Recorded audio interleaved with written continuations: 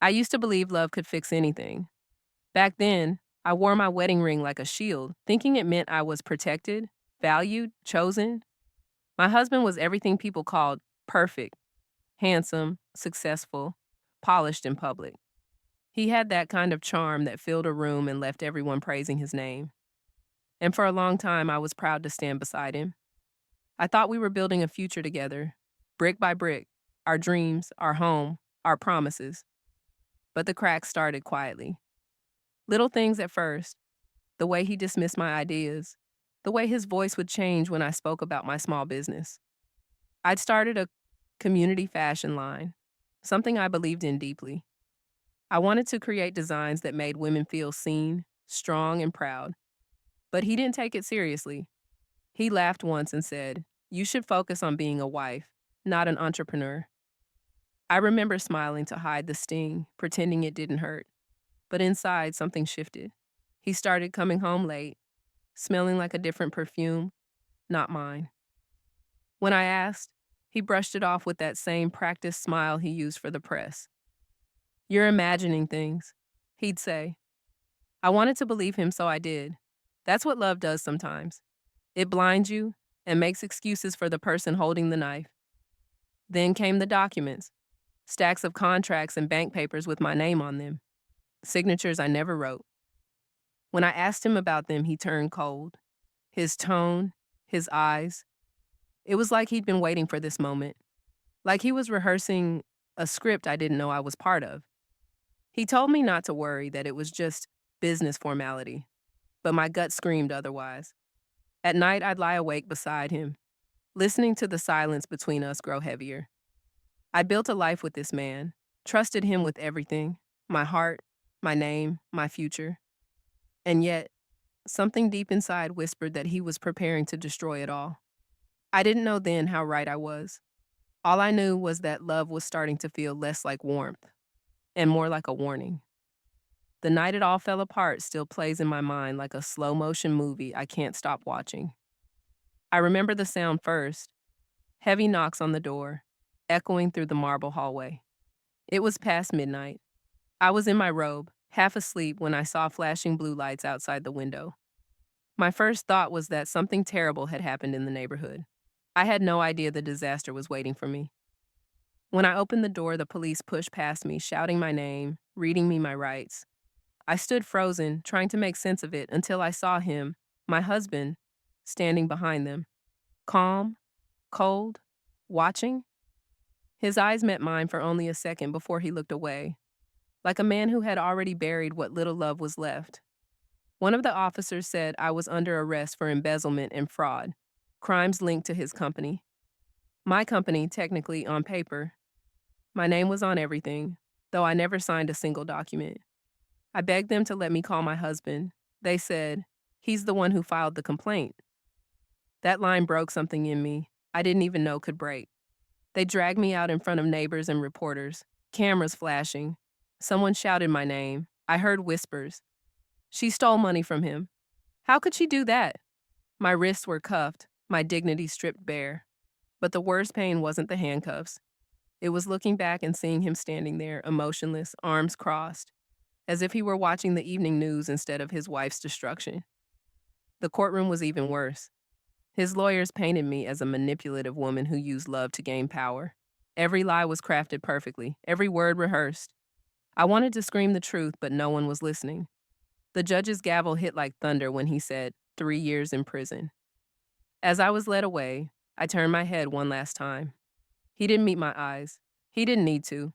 That small smirk at the corner of his mouth told me everything. He wanted me erased, forgotten. But what he didn't know was that he hadn't ended my story. He'd just rewritten the beginning of the woman who would rise from it. The first night in prison was the longest of my life. The cell was cold, small, and smelled of iron and old tears. I remember sitting on that hard metal bed, still wearing the same clothes they arrested me in, staring at the wall until dawn. I kept replaying everything: his betrayal, the lies, the laughter in his eyes as I was led away. At first, I couldn't even cry.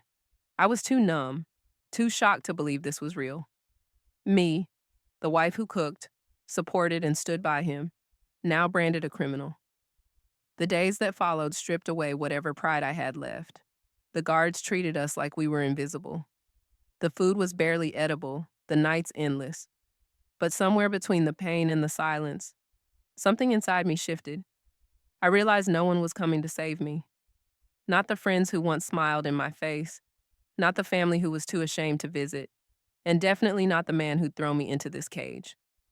If I wanted freedom, real freedom, I had to build it myself. So I started small. I spent hours in the prison library reading anything I could get my hands on: business books, law guides, biographies of people who rose from nothing. I studied every night, wrote notes, made plans. When other inmates laughed or gave up, I kept going. I was fueled by anger at first, but over time, it turned into something pure: focus. I promised myself I would come out smarter, stronger, unrecognizable. One of the older women there, Miss Lorraine, saw that fire in me. She told me, "Baby, pain can build palaces if you use it right." Her words stayed with me. I began helping other women write appeals, teaching them how to read legal forms. For the first time, I felt a sense of purpose again. 3 years in a place meant to break me became my classroom, my training ground, my rebirth. When I finally walked out, the world saw an ex-convict, but I knew better. I was no longer the broken wife he left behind. I was the woman he accidentally created, and I was ready to rise. The day I walked out of those prison gates, the sun felt different, brighter, sharper, almost mocking. Freedom didn't feel like I thought it would. I had no home, no money, and no one waiting for me. The world had moved on, and I was a ghost in it. But deep down, beneath the exhaustion and the scars, there was a spark, a quiet, steady flame that refused to die. I promised myself that I would never beg again. Not for love, not for acceptance, not for a seat at anyone's table. I would build my own. I started with the only thing I had: knowledge. The hours I'd spent in that library had become my greatest weapon. I reached out to one of the few people who had believed in me during my trial, a young lawyer named Nathaniel, who once said, "You don't belong in there. You belong in a boardroom." He offered me a small office space in exchange for helping him with research. From that tiny desk, I began consulting small businesses on fraud prevention and data security, the very skills I'd been accused of misusing. Days turned into months, and my clients grew.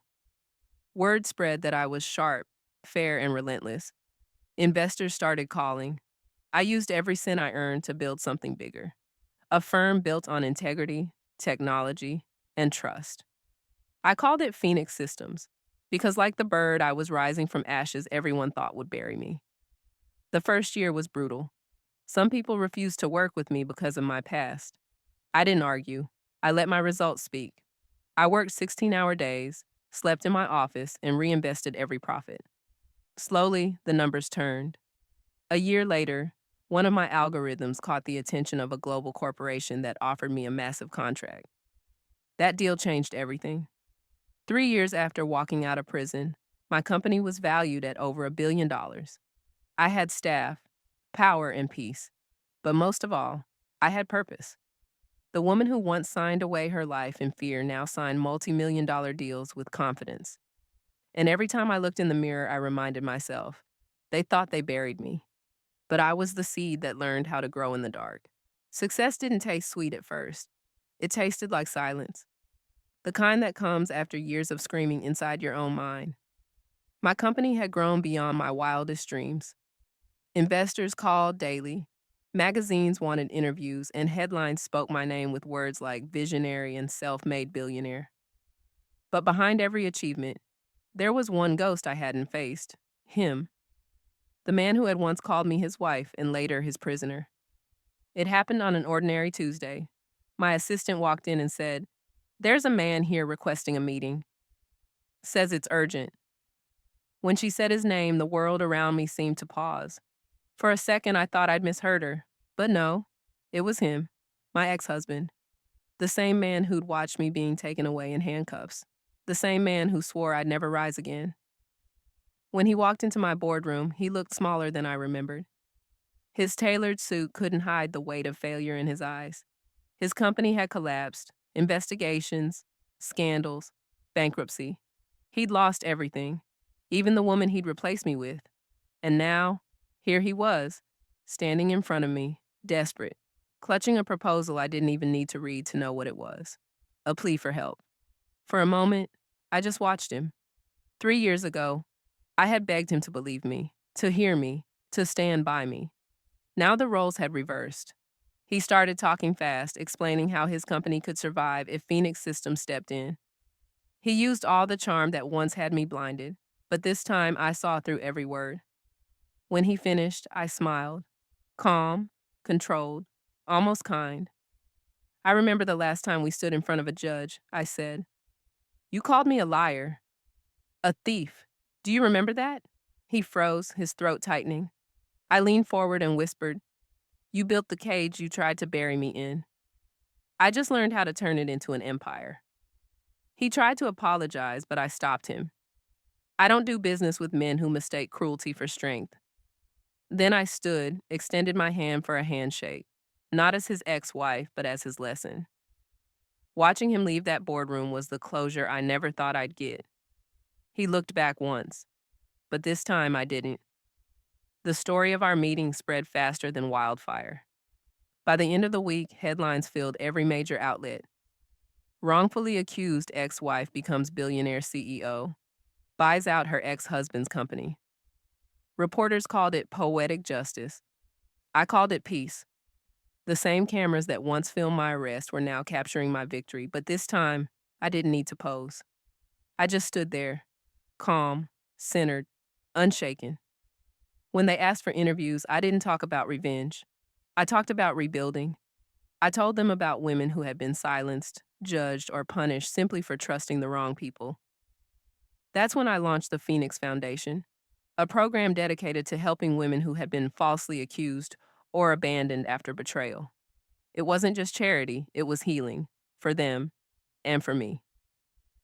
One morning, during a live TV segment, a reporter asked, "If your ex-husband is watching right now, what would you say to him?" I smiled, not out of pride, but from a place of finality. "I'd say thank you," I replied, "because without that betrayal, I might have never found the woman I was meant to be." That clip went viral. People called me an inspiration, a symbol of resilience. But in truth, I wasn't trying to inspire anyone.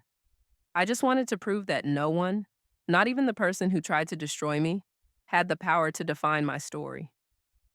When his company was finally auctioned off, I signed the papers myself. My signature, the same one he once forged, now sealed his downfall.